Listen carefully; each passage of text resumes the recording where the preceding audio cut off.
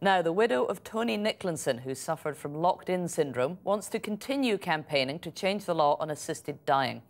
Mr. Nicklinson, who was paralysed by a stroke in 2005, died last week from pneumonia, just days after losing a High Court bid to allow him to die. In this report by our Health and Social Affairs correspondent, Victoria Macdonald, his wife Jane speaks about how he gave up on life when the legal action failed. I sort of try to think of, the old Tony, because the last 7 years it wasn't really him there. But I do miss him now. I miss, him just being here. We don't miss watching him suffer and watching him in pain, all that mental anguish. It's nice to know that he's not feeling that anymore. But we all miss him. We've missed him for 7 years. It's less than a week since Tony Nicklinson died. His wife Jane and his daughters and sister were at his bedside at their home in Wiltshire.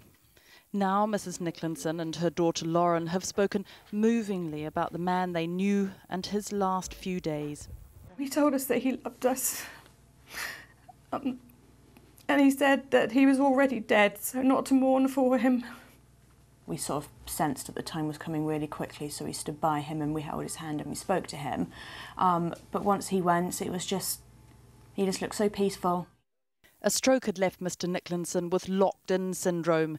This once fit, gregarious man, the life and soul of the party, was no longer able to speak, move or feed himself. His sole form of communication was blinking at a letterboard. It was unbearable for him. And just a few days before his death, he'd learned he had lost his legal battle for the right to die. It was the next day that he said to me, the fight had just gone out of him.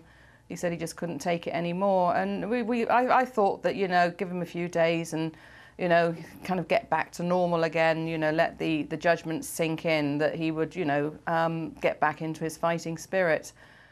But it was like his body just gave up. And when told he had pneumonia, he refused antibiotics.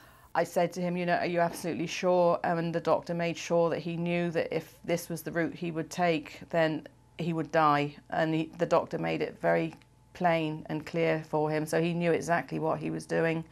And yeah, I just said, what can you say? I said, you're absolutely sure this is what you want? And he said, yes.